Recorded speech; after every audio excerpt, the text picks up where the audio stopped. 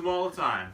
Alright guys, today we're going to be making my famous roast beef. It's really easy to do. You're going to have a couple of ingredients here. You need your basic tomato, onions, and celery. Don't forget, everyone's favorite, garlic. It's going to be roast beef with asparagus and a side of mashed potatoes.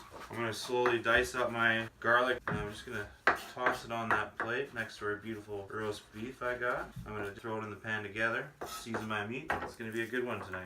So as I'm doing this, I got my pan over on my stove and it's on a medium heat right now. It's a cast iron. Make sure it's always a cast iron because we're going to be braising the meat. And I'll be cooking with wine today. So kids, don't do this. Toss it in this bowl here.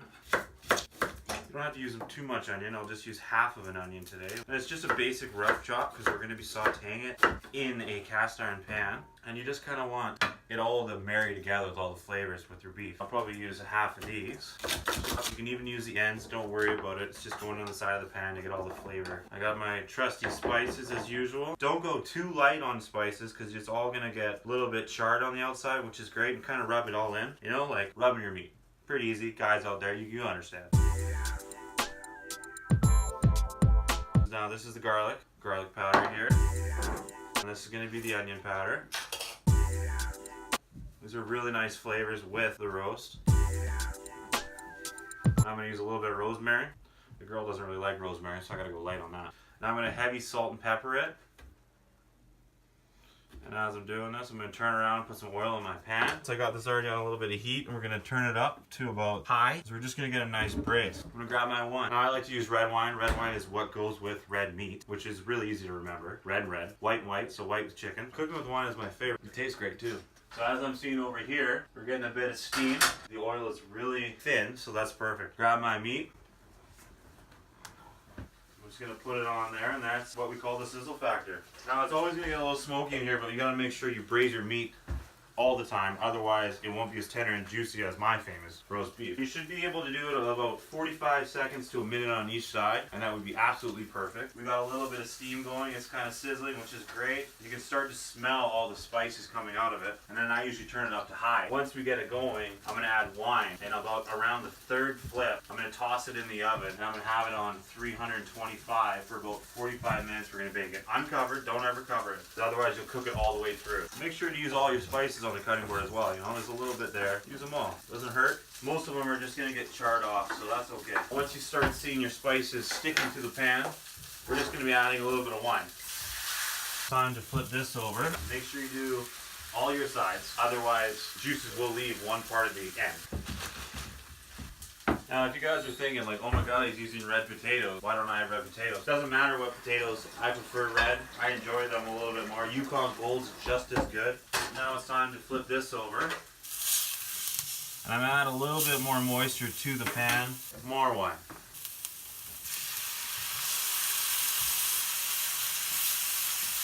I'm gonna add my vegetables, make sure it's just, you know, the onions, the tomatoes, and the celery, which will work just perfect. Pile it all in there. Now I got one side here. Make sure you get it. You're just gonna throw it in the oven. 45 minutes, it'll be a perfect roast beef dinner. Should open a window in here. It looks like we need the firefighter.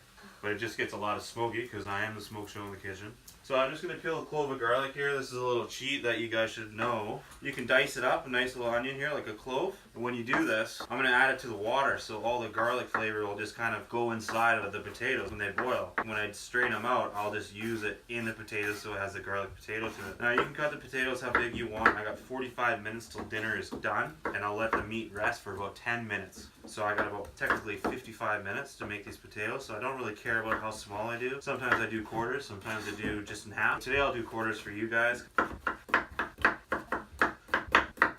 I leave the potato skins on because all your nutrients are in the skin. A lot of people don't know that, but I learned that from my grandmother who taught me all I know.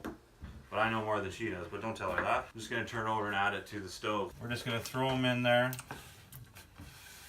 There's another side. So we got our starch, we got our meat, so we need another vegetable or another side. We're just going to do some asparagus. There is a basic wood, they call, on the bottom of the asparagus. Grab it like this, grab the top, and you just slowly break. And where it breaks is usually the tender part. This is all usually waste. You can make a soup out of that. You can also make vegetable stock out of that. As I do this, I don't have to cut it up. I'm gonna throw that in, probably saute it with butter, and I hit it with a little bit of heat of cayenne. It's really nice flavor to it, salt and pepper. And when that happens, it'll be like 10 minutes before dinner's done. If you guys have any questions or concerns or comments on how to cook it, you can always leave them down below, or sometimes you can just send us a message and we'll reply as soon as we can. Cooking is very easy. It's a secondhand nature for me, so definitely give us a like, or 2 thumbs up would even be better. Thanks, guys. It's been about 20 minutes since we put the roast in. I'm gonna pull it out quick and add a little bit more wine. Oh yeah, look at that beautiful looking roast. That's kind of a nice coloring you got there. I can tell you right now that's about almost rare. Probably needs another maybe 20 minutes, maybe 15. But I'm just gonna add a little bit more wine to it, and I'm gonna throw it back in the oven. You can see here, we got some nice coloration on those nice vegetables. The tomatoes look nice and roasted. Those onions have a little bit of a caramelization on them. It's looking really good. Now all that flavor is going to be sitting there. You can make a gravy out of the bottoms, and if you do have a food processor, you can just blend it all together, or you can just drain it, and it's like a nice wine gravy, which is real nice with it. Put it back in the oven for another 15 minutes. My potatoes are looking really good. They're about ready. Knowing that these potatoes are ready, I've made potatoes like 100 times in my life at least. I can just tell by how easy it is to put a fork in. You don't want them falling apart, otherwise it's too much. You just want it where you can grab 2 fingers and just poke right inside. Now I'm doing it right here. I'll show you on the side here. Watch, right here. See how that's easy goes in, easy come out? That's ready. Now the garlic too that's sitting in here, I cut up. I threw a couple more cloves in. But it's sitting like that. I'm gonna strain it and leave it all in there. And that's how we're gonna let it sit. It's good to sit. It's 15 minutes. We're gonna cook at low pace. I'm about like 5 minutes out from pulling out that beautiful looking roast. But right now I'm just gonna start setting up my sides. So I got a pan on here. Asparagus, cook that for about maybe 5 minutes until it's tender, but not too soft. If you want a little bit of crunch to the asparagus to keep that vitamins inside. Just gonna add a little bit of it to there like this. A little of a sizzle factor there. My trusty butter I can add to it. Now if you really are trying to be health conscious, you can use a little bit of water for sure and steam it. Put a lid on it and steam it. But I always like to have a little bit of butter with my vegetables, and that's okay too. That's going to be about maybe 5 to 8 minutes. We'll just keep rotating them so they don't get too cooked on one side. As that's cooking, I'm going to drain my potatoes. So I strained my potatoes. There's a little bit of garlic still in there. It's kind of what you want. I sliced it, and I have 1 clove floating around in there. I'm going to add pre-organized salt and pepper. A little bit of salt and pepper. Perfect. Garlic powder. Now when making mashed potatoes, if you think you put too much butter or too much milk or too much sour cream in the mashed potatoes, usually it works out just fine. You're just gonna add a little bit at a time. I'm just gonna mash. Fortunately my mash is broken. It comes off all the time, and it's a struggle. So once I get enough likes, first thing to buy is another masher. I can see it's a little dry. I'm gonna add more milk to it, and I'm gonna add a little bit of butter to it. Give it a little bit of a quick stir, get all that stuff in there, melt the butter.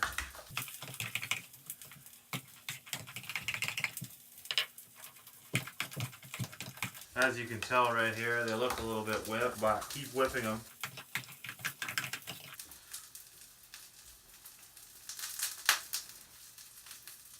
That's good right there. As you can tell, we got that sizzle factor that we all like. It's probably about 3 minutes away. I'm gonna pull out my rare.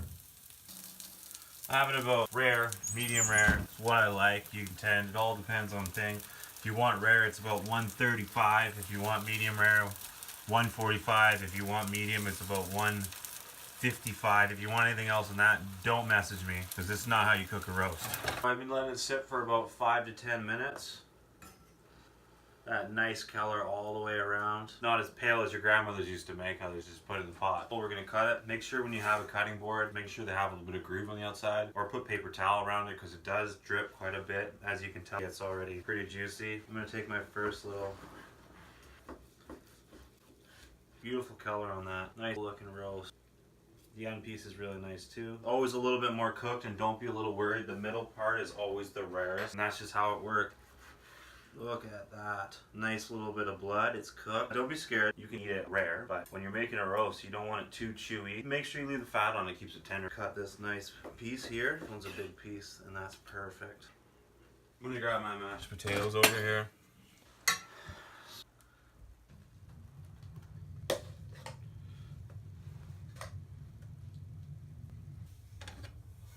These are nicely caramelized as well. It's a nice rare roast. You can tell how juicy it is with the drippings all around it. I'm just gonna add a little bit of base to my mashed potatoes from this. This is always delicious. Don't ever just throw it out. You can keep that for anything. On my beef too. That's good. Alright guys, that includes Dayte Night. It's time to eat. Do you mean that concludes? So I said that concludes. You can use anything as long as it's a nice piece of meat.